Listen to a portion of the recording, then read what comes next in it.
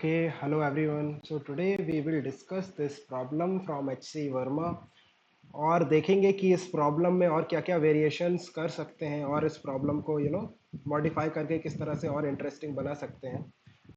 So अगर exam में twist करके पूछता है then how you should solve it. Let's see. Figure shows xt graph of a particle. Find the time t such that the average velocity of the particle during the period 0 to t is 0. So average velocity 0 होना चाहिए, हमें वो time find करना है. So first write average velocity होता क्या है, that is displacement upon time. अगर वो 0 है इसका मतलब क्या है, displacement 0 है. Displacement means final position minus initial position. So final position, let's write it x final minus x initial is equal to 0. Time t is equal to 0 पे you can check x initial कितना है 20. सो x initial 20 है, इसका मतलब x final भी कितना होगा 20. So simply जहां पर x फाइनल 20 होगा, final position of the object 20 होगा, वहां पर एवरेज वेलोसिटी 0 आ जाएगा. सो सिंपली चेक करो, यहां से एक हॉरिजॉन्टल लाइन ड्रॉ करो, राइट. और यहाँ जो पॉइंट है, जिस भी पॉइंट पे आपका x कोऑर्डिनेट अगेन 20 हो जा रहा है, उस पॉइंट का x कोऑर्डिनेट मतलब टाइम वाला जो कोऑर्डिनेट है वो आपको टाइम दे देगा. सो कितना टाइम है ये, approximately you can check 10, approximately 12 और 12.5 होगा, ठीक है. फर्दर वो पूछ सकता है कि वो टाइम बताओ जहां पर इंस्टेंटेनियस वेलोसिटी 0 होगा. सो इंस्टेंटेनियस वेलोसिटी कहाँ पे 0 होता है, जहां पे स्लोप हॉरिजॉन्टल हो जाएगा. सो चेक यहाँ पर देखो, इस पॉइंट पे स्लोप कितना कैसा है, हॉरिजॉन्टल, राइट. तो ये जो पर्टिकुलर टाइम है कुछ 8 सेकेंड के करीब आएगा. So at time t is equal to 8 seconds आपका इंस्टेंटेनियस वेलोसिटी 0 हो जाएगा. फाइन. अब बात करते हैं इसमें क्या क्या मॉडिफिकेशंस पॉसिबल है, किस तरह से इस क्वेश्चन को ट्विस्ट कर सकते हैं. वो पूछ सकता है कि बताओ वो टाइम बताओ जहां पर आपका v average velocity 2 metre per second है या फिर 3 मीटर पर सेकेंड है. कोई नोन वैल्यू वो आपको देके पूछ सकता है कि वो टाइम बताओ. तो वो फिर हम कैसे करेंगे, लेट्स सी उसे कैसे करना है. एक एग्जांपल के थ्रू लेते हैं हम, एक दूसरा ग्राफ लेते हैं इस तरह से. Let me draw a graph for you.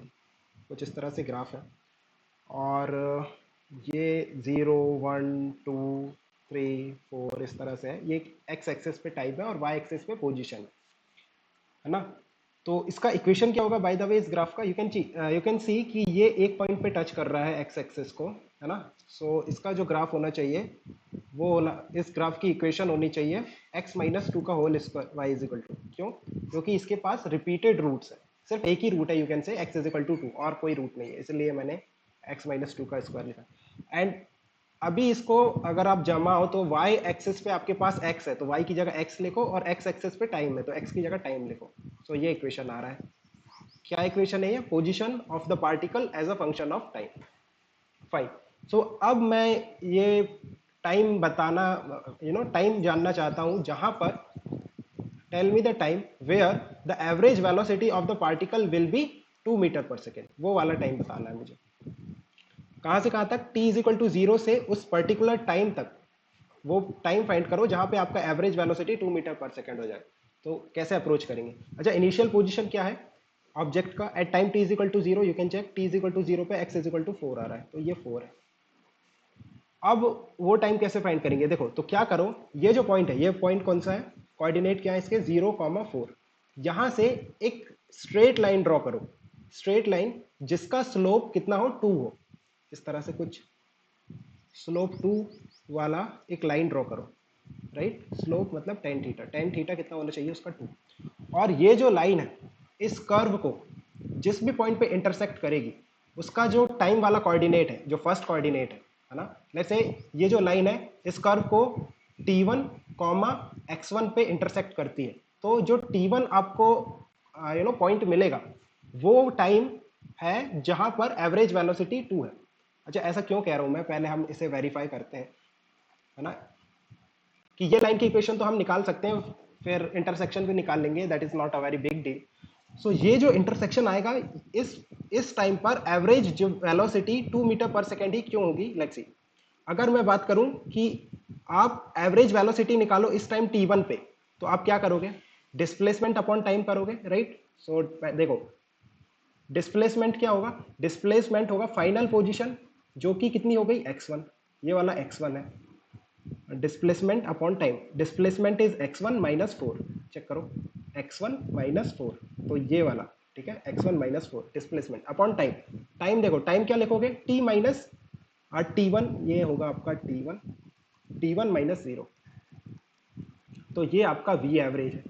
और अगर आप ध्यान से देखो x1 माइनस फोर क्या है, ये वाली length x1 minus four, x1 minus four ये y है, और ये जो है ये एक्चुअल में कुछ नहीं है t1 माइनस जीरो, और ये क्या बन गया, स्लोप बन गया, एक्चुअली में ये बन गया tan थीटा, ठीक है, और यही tan थीटा क्या है, स्लोप ऑफ द लाइन। तो हमने ये प्रूफ कर दिया कि जो स्लोप ऑफ द लाइन होगा वही एवरेज वेलोसिटी होगा एट t1।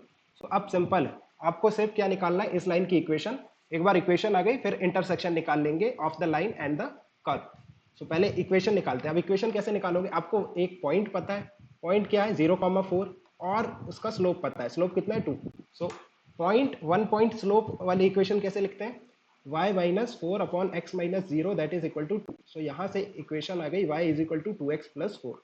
अब इसका इंटरसेक्शन निकालना है किसके साथ, y is equal to x minus two के साथ, एक्स माइनस टू का होल स्क्वायर, इसके साथ हमें इंटरसेक्शन निकालना है। So let's see, simply y को इक्वेट कर देते हैं। So two x plus four is equal to x minus two का whole square, so that is equal to x square minus four x plus four.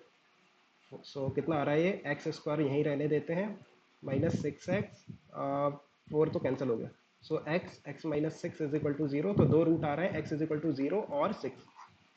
अब देखो actually में जो x है ना वो टाइम है, so t is equal to zero और सिक्स सेकेंड, दो टाइम आ गए।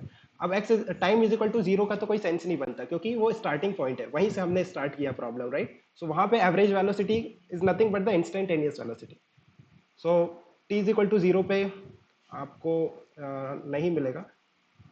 और बात करें t is equal to six seconds की, तो चेक करो जो सिक्स सेकेंड्स पे आ रहा है, right, t is equal to six second, वहां पे आपका जो एवरेज वेलोसिटी हो जाएगा वो कितना हो जाएगा, 2 मीटर पर सेकेंड, राइट। सो वो टाइम निकाल सकते हैं।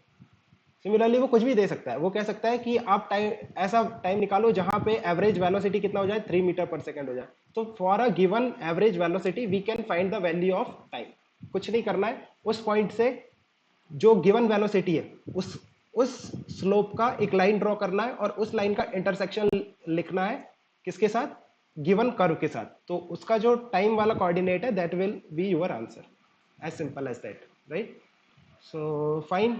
और अगर इस कर्व में बात करें कि आपका इंस्टेंटेनियस वेलोसिटी कहाँ पे जीरो हो रहा है, तो देखो इस बार अगर आपको इक्वेशन दिया हुआ है ना, इक्वेशन दिया हुआ है, क्या दिया हुआ है, x is equal to T minus two का होल स्क्वायर। सो आप इजीली वेलोसिटी के इंस्टेंटेनियस वेलोसिटी लिख दो d x upon d t, right, that is two of t minus two. और अगर पूछे कि इंस्टेंटेनियस वेलोसिटी कहाँ पे जीरो है, so that is to T minus zero, T is equal to two seconds पे। You can check T is equal to two seconds पे आपका जो टेंजेंट आएगा उसका जो स्लोप आएगा वो जीरो आएगा, और you can say tangent horizontal होगा। देखो चेक करो, time t is equal to zero पे आप टेंजेंट बना के देखो, ये स्लोप आ रहा है, इनफैक्ट एक्स एक्सिस इटसेल्फ आ रहा है।